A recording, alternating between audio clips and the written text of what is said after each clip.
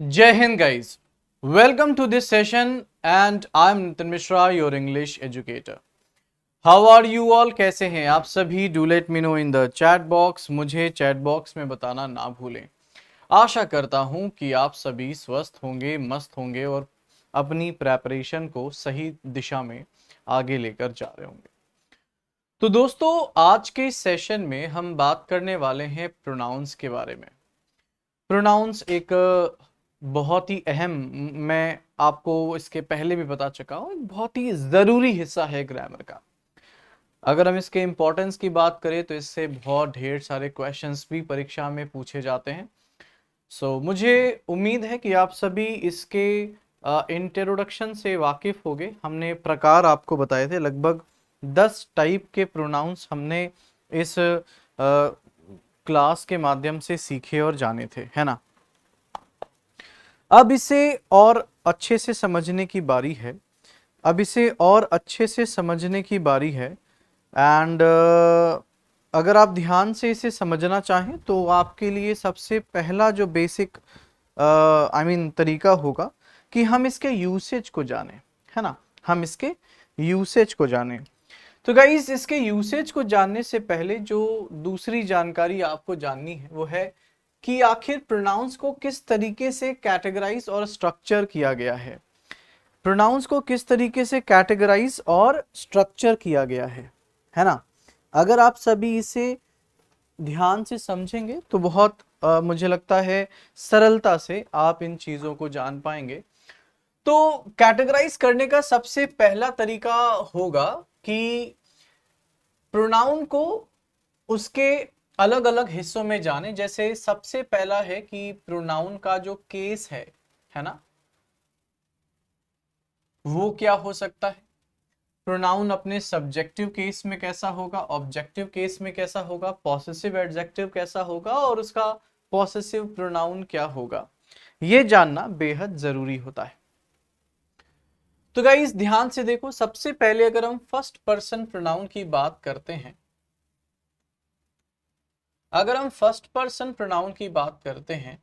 तो first person pronoun singular और plural दोनों संख्या में अवेलेबल है. सिंगुलर में वो आई और प्लूरल में वो वी सब्जेक्टिव केस में जाना जाता है, जिसका ऑब्जेक्टिव केस मी और अस होता है. पॉसेसिव एडजेक्टिव माई और आवर होता है. पॉसेसिव एडजेक्टिव के बाद पॉसेसिव प्रोनाउन माइन और आवर्स होता है. सभी को समझ आया. अब गाइज, अगर हम फर्स्ट पर्सन की बजाय सेकंड पर्सन की बात करें तो सेकंड पर्सन प्रोनाउन अपने सिंगुलर और प्लूरल दोनों ही रूपों में अवेलेबल है. सेकंड पर्सन प्रोनाउन सिंगुलर हो या प्लूरल हो, दोनों ही रूपों में सब्जेक्ट के रूप में यू और ऑब्जेक्ट के रूप में भी यू ही होता है. इसका एडजेक्टिव योर और इसका प्रोनाउन योर्स होता है. सभी को क्लियर है. इसके अलावा अगर हम बात करते हैं थर्ड पर्सन प्रोनाउन की, तो थर्ड पर्सन प्रोनाउन अपने सिंगुलर और प्लूरल रूपों में रह सकता है. सिंगुलर रूप में आप इसे शी, ही और इट जान सकते हैं अगर वो सब्जेक्ट है, यानी सब्जेक्टिव केस में.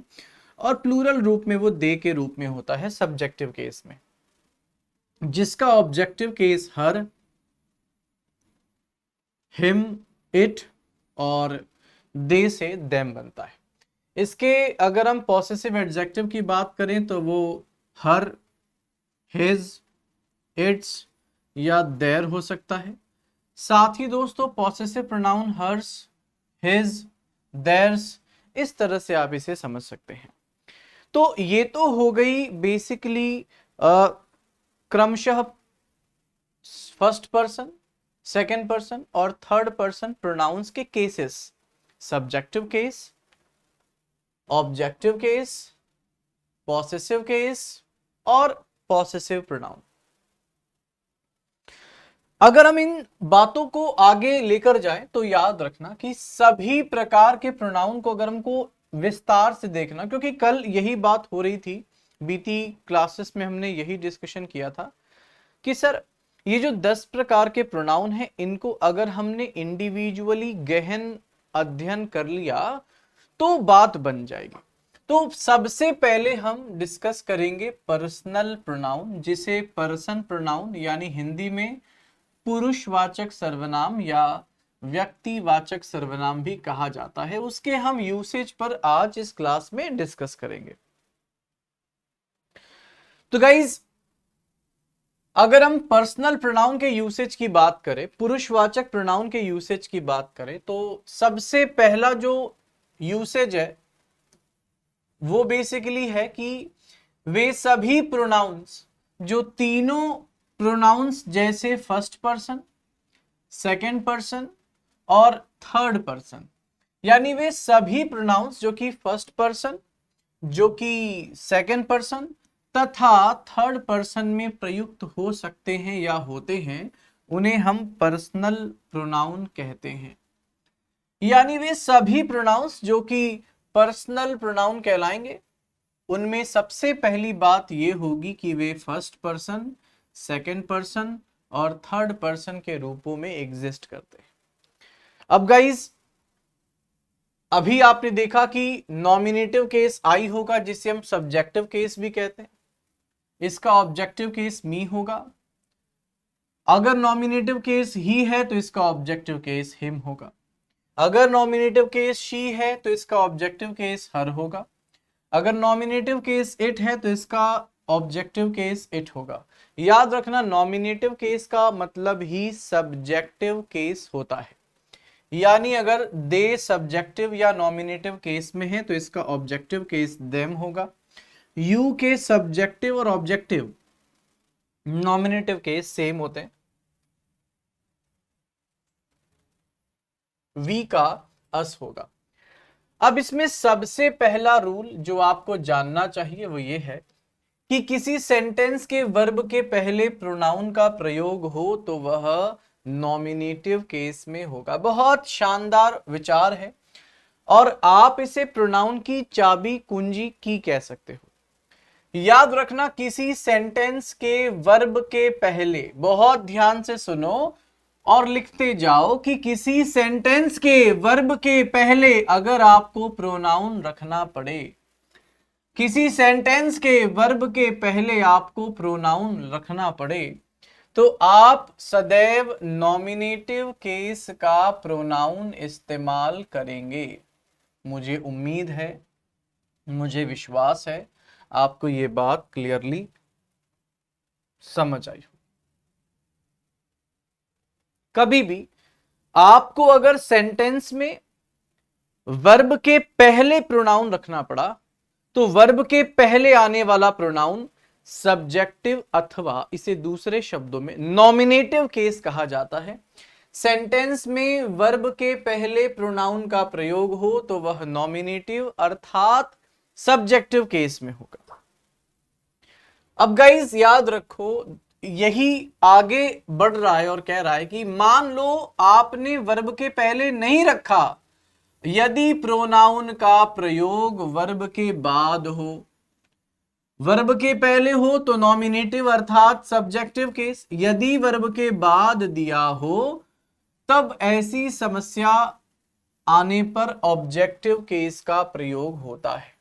यानी वर्ब के पहले सब्जेक्टिव केस और वर्ब के बाद ऑब्जेक्टिव केस का प्रयोग होगा। अगर आपको यह बात समझ नहीं आई या आप इसमें और क्लैरिटी चाहते हैं तो ये क्लैरिटी दोस्तों मैं आपको दूंगा विद दिस कि अगर मैं आपसे पूछूं कि बताओ बेटा कब आई का प्रयोग करेंगे और कब मी का प्रयोग करेंगे, अगर आप में से कोई विद्यार्थी मुझे ये बता सके,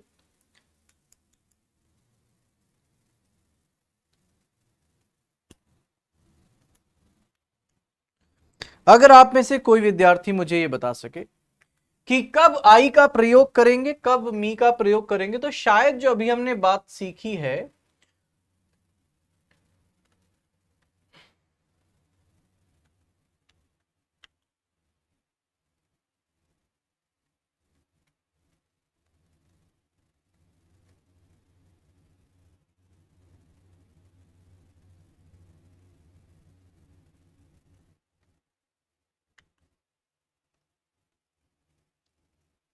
हाँ जी, अभी जो हमने बात सीखी है वो बात साफ साफ है कि वर्ब के पहले सब्जेक्टिव या नॉमिनेटिव, वर्ब के बाद ऑब्जेक्टिव, यानी मी का इस्तेमाल तब होगा जब मैं मी वर्ब के बाद लिख रहा हूं, परंतु अगर मुझे इसी मी को वर्ब के पहले लिखना होगा तो मैं आई लिखूंगा, वर्ब के बाद लिखना हुआ तो मैं हिम लिखूंगा, वर्ब के पहले लिखना हुआ तो मैं ही लिखूंगा।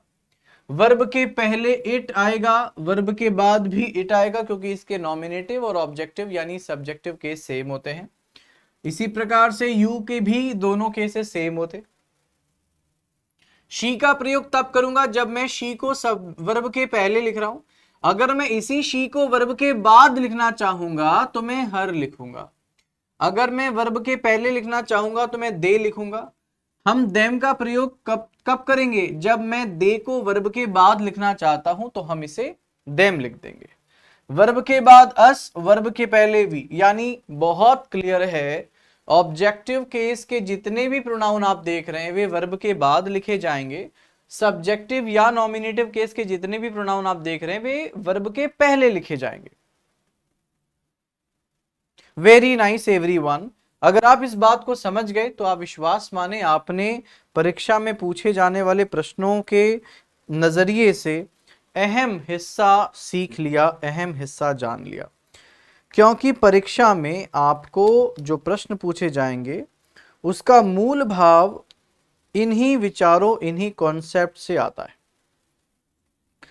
अब गाइस यहां से और आगे बढ़ रहे हैं, कुछ एग्जाम्पल आपके सामने हैं जिन्हें आप ध्यान से देखें और इन्हें समझने का प्रयास करें। कह रहा है देखो, टीच यहां पे वर्ब है, टीच यहां पे वर्ब है, और यहां पे अगेन इज टॉट भी वर्ब है, दोनों ही तरीके से आप देख सकते हैं। लेकिन अगर हम यहां पर अपने प्रोनाउंस की बात करें तो वर्ब के पहले आप देखो सब्जेक्टिव केस इस्तेमाल हुआ और वर्ब के बाद ऑब्जेक्टिव केस इस्तेमाल हुआ। इसी प्रकार से यहां पर भी सब्जेक्टिव केस इस्तेमाल हुआ और यहां ऑब्जेक्टिव केस इस्तेमाल हुआ। जब मुझे वर्ब के बाद लिखना था तो मैंने हिम लिखा, वर्ब के पहले लिखना था तो आई लिखा, यहां पर भी वर्ब के पहले लिखना था तो ही लिखा, वर्ब के बाद लिखना था तो मी लिखा। That's the point that I am trying to make. Verb के पहले सब्जेक्टिव केस, नॉमिनेटिव केस, और वर्ब के बाद ऑब्जेक्टिव केस प्रोनाउन का प्रयोग किया जाता है। अगला है कि जब विभिन्न प्रोनाउंस एक ही सेंटेंस में इस्तेमाल हो, बहुत ध्यान से देखो, बहुत ध्यान से सीखो क्या कहा जा रहा है, इसे समझने का प्रयास करो। ये दूसरा विचार है और परीक्षा इससे भी प्रश्न पूछती है। अगला विचार कह रहा है कि जब विभिन्न प्रोनाउंस यानी अलग अलग प्रोनाउंस, अलग अलग प्रोनाउंस का मतलब क्या, मतलब शायद first person, second person, third person, ये जो भिन्न भिन्न अलग अलग विभिन्न प्रोनाउंस हैं, जब इनका प्रयोग एक ही सेंटेंस में हो, यानी आप इन्हें एक ही सेंटेंस में इस्तेमाल करें और किसी बुरी बात का आभास न हो, किसी बुरी बात का आभास ना हो, यानी अच्छी बात हो, पॉजिटिव बात हो, सामान्य बात हो, तब ऐसे सिचुएशन में 231 यानी 231 के क्रम में लगाते हैं, यानी पहले सेकंड पर्सन प्रोनाउन साफ साफ दिया है। 231 का मतलब ही हुआ पहले second person, that is two, फिर थर्ड पर्सन और अंत में फर्स्ट पर्सन, इस क्रम में हम इस्तेमाल करते हैं। सभी को क्लियर है? अगर आप इस बात को नहीं समझ पा रहे, आपको लगता है कि सर इसे ना सही तरीके से बताओ, थोड़ा सा मुझे यहां मुश्किलात आ रहे हैं, थोड़े से मुझे परेशानियां दिख रही हैं, आपके पास क्या कोई तरीका है जिससे आप हमें ये और भी स्पष्ट तरीके से समझा सकते हैं? तो देखो, मेरे पास एक तरीका नजर आ रहा है। और मैं वह तरीका आपके सामने रखने का एक छोटा सा प्रयास कर रहा हूं। अगर मैं सफल हुआ तो शायद आप सभी के लिए भी यह रूल, यह नियम आसान हो जाएगा। दोस्तों, इस पूरे बात को आप इस प्रकार से समझो कि आपके पास अलग अलग प्रोनाउंस हैं।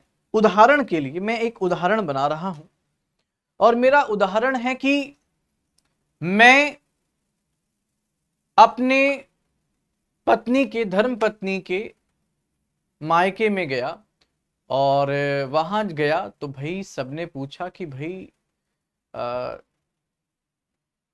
जीजू आए हैं, जीजू आए हैं, जीजू आए हैं।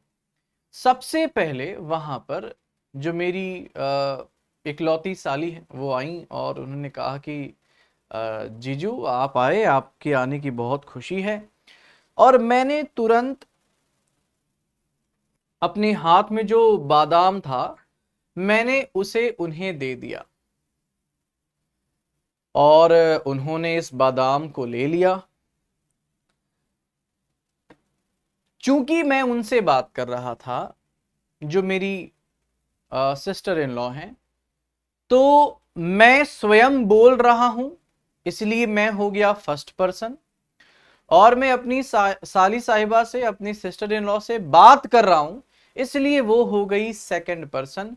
और मैं आते ही कहा कि तुम्हारी जीजी कहाँ है, जिसके बारे में मैंने बात की, मेरी धर्म पत्नी, वो हो गई थर्ड पर्सन।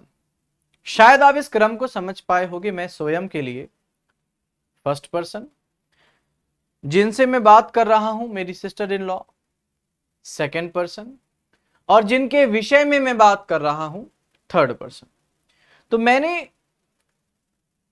अपनी सिस्टर इन लॉ से बात करते हुए, सेकंड पर्सन से बात करते हुए, उन्हें एक बादाम का बॉक्स दिया और बातें करने लगा अपने धर्मपत्नी के बारे में। और मैंने कहा कि ये बादाम ना आप उसको दे देना। अब मुझे बताओ कि मेरी साली साहिबा बहुत खुश होगी, हैप्पी होगी, या सोचेगी यार जीजू ना बहुत कंजूस है, दुष्ट है, और सिर्फ दीदी के लिए चीजें लाते हैं, मेरे लिए तो कुछ भी नहीं लाते। और वो जब लौट के जाएगी तो वो निराश होगी कि यार जीजू बहुत बुरे हैं, बहुत बुरे हैं। तो गाइज, आप यहां पर देखो कि ऑब्वियसली ये आचरण नहीं है। बाद में अगर मेरी धर्मपत्नी को ये बात पता चलेगी तो वो शायद धर्मपत्नी नहीं बल्कि धर्मराज के नजरिए से देखेगी, और वह मुझे दंड दे सकती है कि हाउ डेयर यू, सबसे पहले जब तुम जिससे बात कर रहे हो उसी को आप चीजें दो, तो ये शोभनीय लगता है ना। यहीं से ये कॉन्सेप्ट आता है कि सबसे पहले आप सेकंड पर्सन को, जिससे आप बातें करते हो, जिससे आप कॉन्वर्सेशन कर रहे हो, आप उसे कुछ चीजें दोगे। जैसे मैं अगर आपसे बात करूं और मैं चॉकलेट आपको दूं, पर कहूं ये आप मत कंज्यूम करो, आप इसे मेरी धर्मपत्नी को दे दो, तो आप कहोगे सर आप ना बहुत बुरे हो, हमें खाने के लिए दो तो बात भी है, ये तो आप रूड हो रहे हो, हमें कुछ भी नहीं दिया आपने। तो हमेशा सेकंड पर्सन से हम प्रायोरिटी रखते हैं, क्योंकि उनसे बात की जा रही है। तो जो पहले देना है, चॉकलेट देनी है, बादाम देने, first given to whom you are talking to। अब बताओ गाइस, मुझे सीन तो क्लियर हो गई कि भाई सिचुएशन अभी भी वही है। मैं फर्स्ट पर्सन, मेरी साली साहिबा सेकंड पर्सन, मैं उनसे बात कर रहा हूं, तो बादाम शुड बी गिवन टू साली साहिबा, आई मीन सेकंड पर्सन। अब मेरे पास दूसरा एक और बॉक्स है जिसमें रेजिन्स है, और अब बताओ मैं इस रेजिन्स को बस अकेले उठाऊं और मस्त खा जाऊं, क्या ये सही होगा? ऑब्वियसली नहीं। अब मेरी धर्मपत्नी कहेगी कि यार तुम तो गजबी पति हो, मायके आए हो, बादाम दे दिए साली को, किशमिश खा रहे हो तुम खुद, व्हाट इज फॉर मी, मेरे लिए क्या है? लेसन निकला, स्वयं खाना उचित नहीं होगा। आप सबसे पहले तो जिससे बात कर रहे हैं उसे कुछ देंगे, उसके बाद जिसके बारे में आप बात कर रहे हैं अब मैं कहूंगा ये किशमिश ना अपनी जीजी को दे देना, शायद ये क्रम ज्यादा सही होगा। उसीलिए बेटा ध्यान से देखो, सेकंड पर्सन के बाद बारी आती है थर्ड पर्सन की। अंत में मेरे पास और कोई बॉक्स बचा नहीं, मतलब मैं शायद खुद को कुछ ना दे पाऊं। बचेगा तो थर्ड पर्सन, नहीं बचेगा तो भाई ठन ठन गोपाल। यानी ऑब्वियसली ये क्रम बहुत सीधा सरल स्पष्ट है, इस तरीके से आप चल सकते हैं।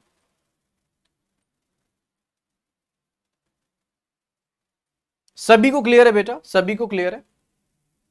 अब अगर आप अभी भी नहीं समझ पाए हो तो इसे आप दूसरे तरीके से समझो। एक और कहानी है मुझे आपको बताने की, और मैं आपको बता दूं कि इसके पहले जो भी पात्र, घटनाएं और कहानी थी वे सभी काल्पनिक थी, इनका वास्तविकता से कोई संबंध नहीं था। हालांकि ग्रामर की लर्निंग एग्जिस्ट करती है, सही है, सटीक है। अब गाइज दूसरी कहानी में आपको और भी ज्यादा स्पष्टता आ जाएगी। ये कहानी है मेरे परिवार की, मेरा छोटा सा परिवार जिसमें मैं, मेरी धर्मपत्नी और मेरे 2 क्यूट बच्चे।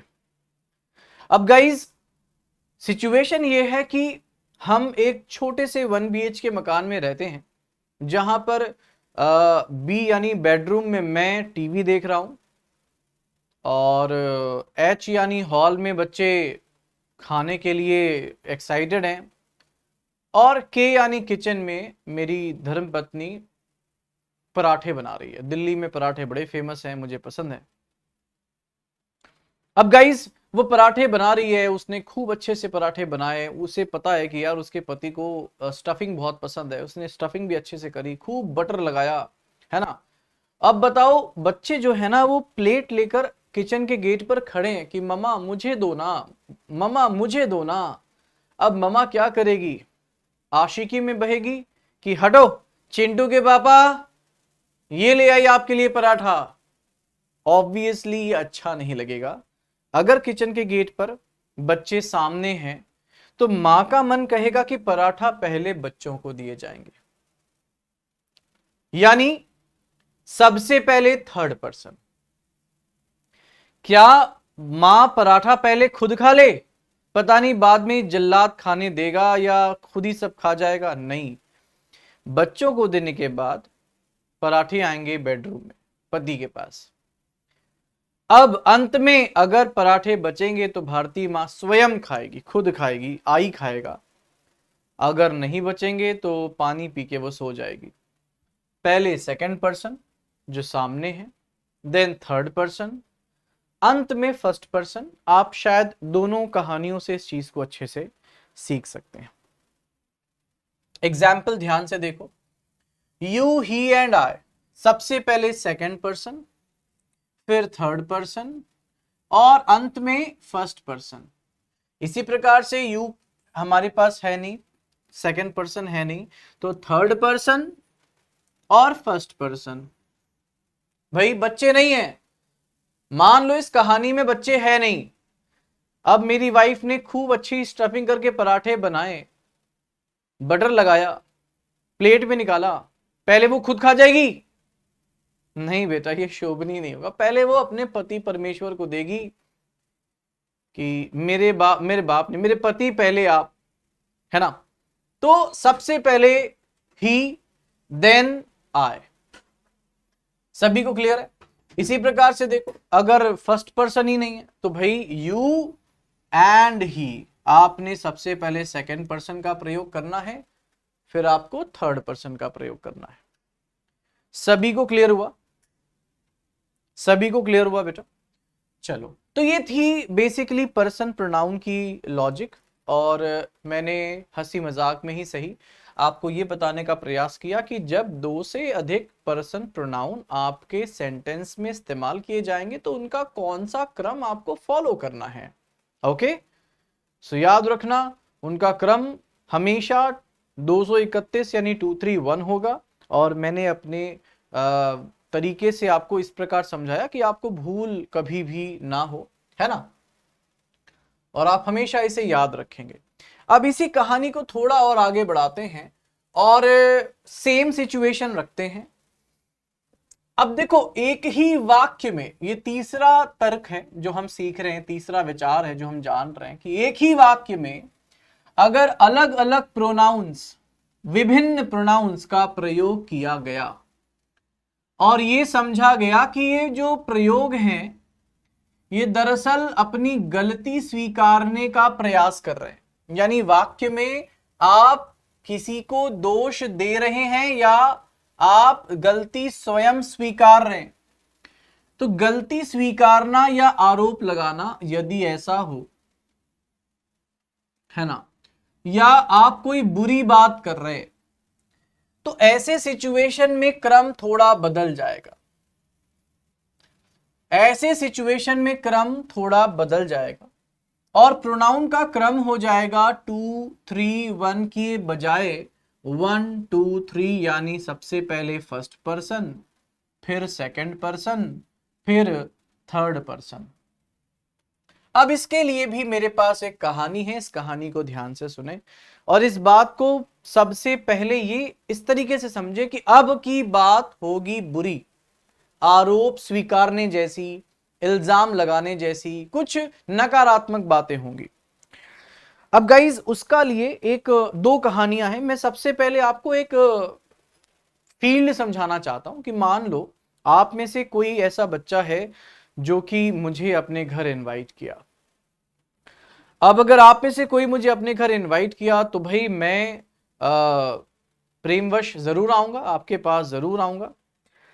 तो गाइज हुआ क्या कि भाई जब आपने मुझे बुलाया तो मैं आपके घर चला आया। आपने जैसे ही दरवाजा खोला आपने कहा नमस्ते सर, जय हिंद सर, बड़ा अच्छा लगा आप आए। और जैसे ही मैंने अंदर प्रवेश किया, आपके मान लो दरवाजे के बाजू में एक फ्लावर पॉट यानी फ्लावर वेस रखा हुआ था और सकरा रास्ता होने की वजह से वो टक्कर लगकर गिर गया। जैसे ही वो गिरा, आपकी माताजी ने तुरंत डांटते हुए कहा कि किसने ये किया है, नाम बताओ उसका, किसने ये किया है। आप तुरंत कह दोगे सर ने किया है, यही है वो, तोड़ा इसी ने, इसी से पैसे वसूले जाएं।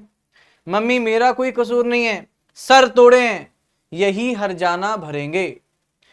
अगर आप ऐसी बात करोगे तो मैं शर्मिंदा हो जाऊंगा यार कि मैं किस चक्कर में फंस गया। मुझे लगता है कि भले ही वो मुझसे टूटा होगा, परंतु यदि आप आदर, सद्भाव या फिर मैनर्स और एटिकेट्स के नजरिए से देखेंगे तो आप कहेंगे नहीं मम्मा, सर को कुछ मत बोलो, मैं सर से बहुत प्यार करती हूं, दरअसल गलती मेरी है, ये मुझसे टूटा है मां, मेरी गलती है। ये ही शायद तरीका होगा। और ऑब्वियसली आप भी आम जिंदगी में यही करते हो। सबसे पहले अगर बात होती है गलती स्वीकारने की, तो गलती कौन स्वीकारता है? स्वयं। हम खुद ही कहते हैं अच्छा सॉरी, मैं ही गलत हूं, मुझे माफ कर दो। तो सबसे पहले गलती किसकी? फर्स्ट पर्सन की। उसके बाद किसकी? सेकंड पर्सन की। उसके बाद किसकी? थर्ड पर्सन की। ये क्रम हम इसी प्रकार फॉलो करेंगे, है ना। अब गाइस अगर आप इस बात को अभी नहीं समझ पाए हो तो और बेहतर तरीके से समझाने के लिए कहानी और है। उदाहरण लेता हूं, मान लो कि एक विवाह है, एक निकाह पढ़ा जा रहा है, एक विवाह किया जा रहा है और विवाह में जो वधू है ना, वो और उसकी बहन बहुत ही ज्यादा एक्साइटेड है शादी को लेकर के कि आज मेरी दीदी की शादी है ना, मेरी दीदी आज दुल्हन बनने वाली है और शायद इसी बीच मुझे भी अपना वर मिल जाए और मैं भी अपना स्वयं वर चुन लूं। तो गाइज इस प्रकार से सिचुएशन सेट बैठ गई। आपने अपनी दीदी को खूब ऊपर चढ़ाया कि दीदी देखो तुमने तो अपनी बात बना ली है, अब मेरे को तेरे से पार्टी चाहिए। पूरी जिंदगी हमने साधु संत के जैसे बिताई है, तेरी शादी का दिन है, आज तो पार्टी होके रहेगी चाहे जो हो जाए। और आपकी दीदी भी खुद भी बहुत एक्साइटेड है कि भाई यार अब तो मैं शादी करके फुर हो जाऊंगी, है ना, अब मेरी जिंदगी में आसानी हो जाएगी। माँ मेरे से बहुत काम कराती थी, अब मैं सासू माँ से काम कराऊंगी। तो हुआ क्या गाइस कि इसी बीच आप ने देखा कि जो बड़ी दीदी है जिनकी शादी हो रही है वो हाँ कर गए कि ठीक है ऐसा करते हैं, पार्टी का इंतजाम छत के ऊपर करते हैं। अब समस्या है कि भाई सारी सामान वस्तुएं कौन लाएगा। तो आपने कहा कि कोई बात नहीं, जीजू का छोटा भाई है ना, सेटिंग है मेरी उससे, पसंद है वो मुझे, एक बार कहूंगी वो सारी चीजें व्यवस्था कर देगा। तो भाई छोटी बहन ने अपने क्रश को बुलाया और कहा कि असल में 4 बोतल वोदका, चकना, ग्लास, बाकी आइस क्यूब्स, पीने के लिए बहुत सारी चीजें सब लेकर के ऊपर व्यवस्था कर दो। अब ऊपर व्यवस्था हो गई। दीदी हैं, दीदी की छोटी दीदी हैं, छोटी दीदी के क्रश हैं, सभी आपस में मौज मस्ती कर रहे हैं, ऐसे बियर पिए जा रहे हैं, चकना खाए जा रहे हैं, दारू पिए जा रहे हैं, चकना खाए जा रहे हैं। और आप देख रहे हो कि जो छोटी बहन है जिसने पार्टी मांगी थी वो बहुत हैप्पी है कि थैंक यू बोलते नहीं थक रही अपनी बहन को कि दीदी थैंक यू, दीदी थैंक यू, तुमने आज मुझे जिंदगी के सभी आनंद दिला दिए। अब अचानक से ऊपर सीढ़ी पे चढ़ गए पापा, आपके हाथ में ग्लास है, पापा सामने हैं और आप दीदी को बोले वाह दीदी वाह, तो मजा ही आ गया। पापा को देख के बताओ सबसे पहले गलती को स्वीकारेगा कौन? आप सीधे कह दोगे यही दुष्ट लड़का है, लड़के वालों की तरफ से हमें बिगाड़ने आया है, जीजू का भाई है, पापा बहुत दुष्ट है, इससे बच के रहना। नहीं, वो मेहमान है आपका, आप उसे दोष नहीं मढ़ेंगे, आप बोलेंगे पापा आई एम सॉरी, गलती मेरी है पापा, I am very very sorry पापा, गलती हो गई पापा, गलती हो गई, आज के बाद नहीं करूंगी पापा, गलती हो गई। अब गाइज अपनी बात आपके पिता को मनवाने के बाद आप कहोगे कि भाई पापा दीदी तो समझदार थी, पहले आपने सॉरी बोला, आपकी गलती थी, फिर किसकी गलती? दीदी की, क्योंकि वो सेकंड पर्सन है, क्योंकि वो तो समझदार थी, उन्हें तो ऐसा नहीं करना चाहिए था। तो दूसरी गलती, फर्स्ट गलती आपकी, सेकंड गलती सेकंड पर्सन की, और अंत में थर्ड पर्सन की बारी। उम्मीद है ये कहानी भी आपको इस रूल को, इस नियम को, इस विचार को समझाने में मदद करेगी। सबसे पहला दोष आई का, फिर यू का, अंत में ही शी का। I, you and he have made a blunder। उम्मीद है, विश्वास है कि आपको समझ आ गया होगा। You and he have done this mischief। उम्मीद है आपको समझ आ गया होगा। सभी को क्लियर है दोस्तों? तो इस प्रकार से आप इस तरीके से इन चीजों को सीख सकते हैं। अब गाइज इसी कहानी को थोड़े डिफरेंट तरीके से देखो। हंसी मजाक तो एक बहाना है, आप जानते हो, असल में हमें आपको पढ़ाना है, ये तो केवल एक बहाना है। तो गाइज अब क्या है कि सेम हमारे पास भिन्न भिन्न प्रकार के प्रोनाउन है, परंतु अब वो इंडिविजुअल सिंगुलर नहीं है, अब ये ग्रुप में है। यानी अब हमें 3 इंसानों को नहीं बल्कि 3 समूहों को देखना होगा, हमें 3 समूहों को देखना होगा। अब कैसे, किस प्रकार आप इस बात को समझेंगे?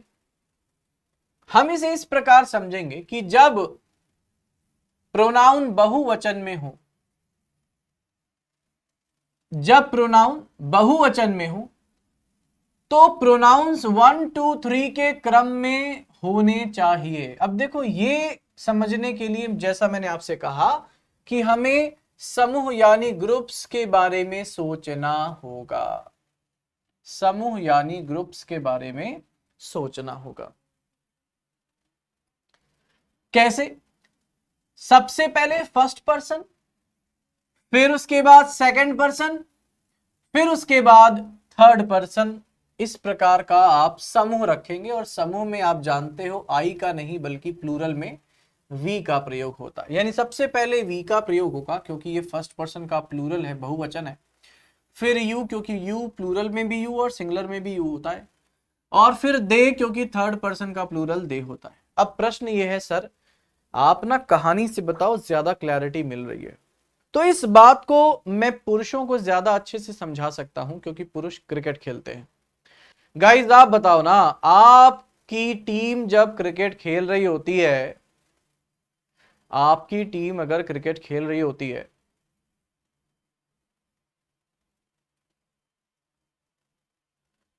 और आपके जो बॉलर टीम है भाई, बैट्समैन की टीम और बॉलर की जो साइड है भाई, दो अलग अलग पक्ष हैं। और बगल में एक और बंदा जो अलग दूसरी टीम से क्रिकेट खेल रहा है। आप मुझे बताओ, ये तीन लोग हैं, आप क्या चाहोगे? जैसे एग्जाम्पल इसे आप और इमोशनल जोड़ सकते हो, इंडिया है, ऑस्ट्रेलिया है और पाकिस्तान है। आप क्या चाहते हो? अगर मुझे T20 वर्ल्ड कप देना हो तो मैं किसे दूं? आप कह दोगे सर ये तो पूछने वाली बात ही नहीं है, इंडिया के पास आएगा world cup, we will win, है ना? तो यही बात है कि भाई जब आप समूह में होते हो तो आप प्रयास करते हो कि सबसे पहले चीजें आपके समूह को मिले। इंडिविजुअल में ऐसा नहीं है, पर समूह में ऐसा ही होता है भाई। अगर आप सभी इस प्रकार देखें कि भाई मान लो कि आप हो, अगर मान लो आप इंडिया से हो तो इंडिया, कुछ लोग मान लो साउथ अफ्रीका से हैं और कुछ लोग आपके पाकिस्तान से हैं। अगर क्रिकेट हो रहा है तो किसे मिलना चाहिए पदक? ऑब्वियसली हमें, वी, तो दैट इज सबसे पहले, उसके बाद यू, उसके बाद दे, और इस प्रकार से आप इसे इस क्रम में लिखेंगे। मुझे विश्वास है कि आपको समझ आया होगा। सभी को क्लियर है बेटा? सभी को क्लियर है? अब गाइज इसीलिए लिखा गया है we, you and they should now get down to work, है ना? सभी को क्लियर है? क्योंकि तीन समूहों की बात हो रही है। अगला है पांचवा विचार। ये पांचवा विचार असल में पहले विचार का ही रेसिप्रोकेशन है। सबसे पहला विचार क्या था, एक बार चलते हैं, इससे शायद आपको ज्यादा बेहतर कनेक्टिविटी मिलेगी। पहला विचार थोड़ा लंबा और आई गेस थियोरिटिकल था कि किसी सेंटेंस के वर्ब के पहले यदि प्रोनाउन का प्रयोग करना हो, किसके पहले? वर्ब के पहले। किसके पहले? वर्ब के पहले। क्या करना हो? प्रोनाउन का प्रयोग करना हो, तो क्या करेंगे? सब्जेक्टिव या नॉमिनेटिव केस का इस्तेमाल करेंगे। अगर उसी प्रोनाउन को सब्जेक्ट के पहले ना लिख करके अगर हम वर्ब के बाद लिख रहे हैं तब हम उसे ऑब्जेक्टिव केस में लिखेंगे। जैसे आपने उदाहरण देखा, वर्ब के पहले लिखते समय सब्जेक्टिव केस, वर्ब के बाद लिखते समय ऑब्जेक्टिव केस, वर्ब के पहले लिखते समय सब्जेक्टिव केस, वर्ब के बाद लिखते समय ऑब्जेक्टिव केस। यहां पर भी एक बार ध्यान से देखो, ये बाय क्या है? बाय है प्रेपोजिशन, और प्रेपोजिशन के बाद भी तो ऑब्जेक्टिव केस ही आया है। यही है आपका पांचवा विचार। ध्यान से देखो, लेट कुछ और नहीं बस वर्ब है। लेट एक वर्ब होती है, आपको ये जानना होगा।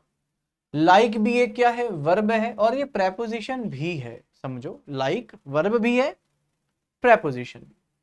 बिटवीन प्रेपोजिशन है, बट प्रेपोजिशन है, कंजंक्शन भी है यद्यपि, और एक्सेप्ट ये भी क्या है? प्रेपोजिशन है।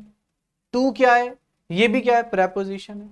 यानी इन सभी शब्दों और प्रेपोजिशनों और वर्ब के बाद ऑब्जेक्टिव केस का प्रयोग किया जाएगा। इसमें तो कोई डाउट है ही नहीं, ये तो हम पहले से जानते हैं भाई कि वर्ब के बाद और प्रेपोजिशन के बाद, वर्ब के बाद और प्रेपोजिशन के बाद, वर्ब के बाद और प्रेपोजिशन के बाद हमेशा ऑब्जेक्टिव केस का प्रयोग होता है।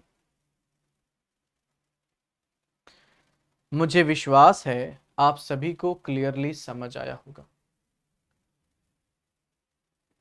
सभी को क्लियर है?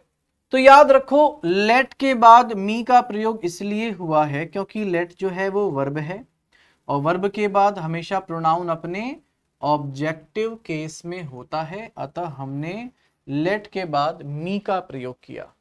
समझ आया सभी को? क्योंकि वर्ब के बाद प्रोनाउन का रूप ऑब्जेक्टिव केस के अंतर्गत होगा।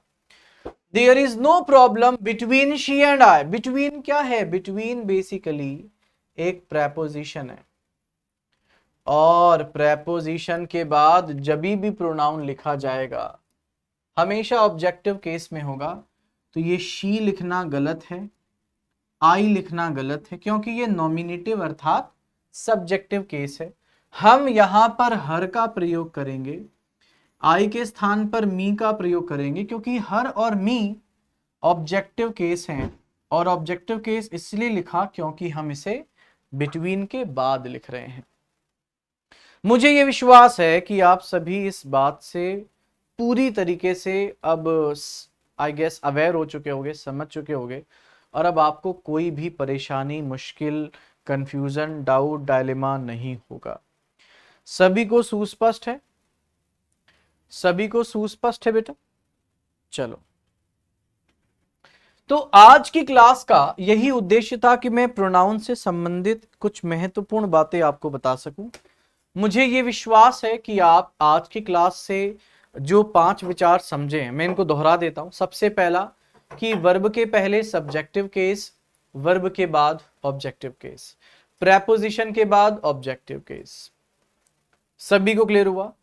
पर्सन प्रोनाउन में अगर विभिन्न प्रकार के प्रोनाउन हो तो सिंगुलर होने पर सकारात्मक बातों के साथ हम इसे 2 3 1 लिखते हैं, नकारात्मक होने पर 1 2 3 लिखते हैं, प्लूरल होने पर इसे हम फिर से 1 2 3 लिखते हैं। With this, I would like to wrap up this class for now, and we'll see you in the next class. Have a great day, guys. आशा करता हूँ आपको आज का सेशन पूरे तरीके से समझ आया होगा। And if you want to contact me, आप मुझे दिन में किसी भी समय कांटेक्ट कर सकते हैं। You should prefer text contact, I mean आप इंस्टाग्राम पे मैसेज कर सकते हो। Nitin Mishra VNS is the Instagram handle. आप व्हाट्सएप पे मुझे टेक्स्ट कर सकते हो, 9889601589 इज द व्हाट्सएप नंबर, और this is how I guess you can access me out. Till then bye bye, take care, अपना ख्याल रखें, खूब मेहनत से पढ़ाई करें, सिलेक्शन लें, हम सबका नाम रोशन करें। और गाइस, अपने माता पिता का सम्मान करना, उनका ख्याल करना, उनकी देखभाल करना, उन्हें ढेर सारा प्यार करना ना भूलें। जय हिंद, जय भारत।